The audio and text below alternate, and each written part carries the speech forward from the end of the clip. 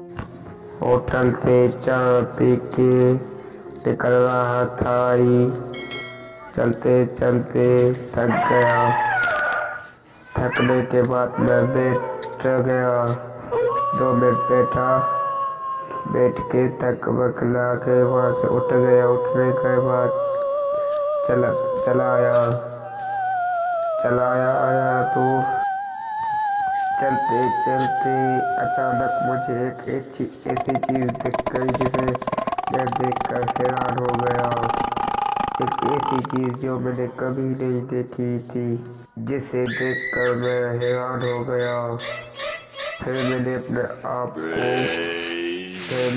आप को काबू कर लिया।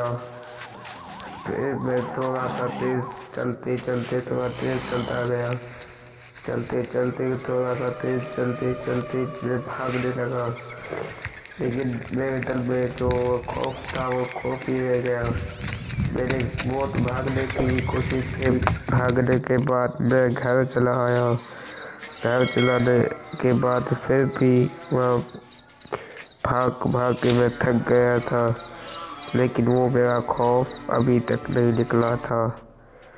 मैंने वहाँ क्या देखा और क्यों देखा, आगे की कहानी सुनने के लिए हमारे YouTube चैनल को सब्सक्राइब कर दो और एक लाइक भी कर दो।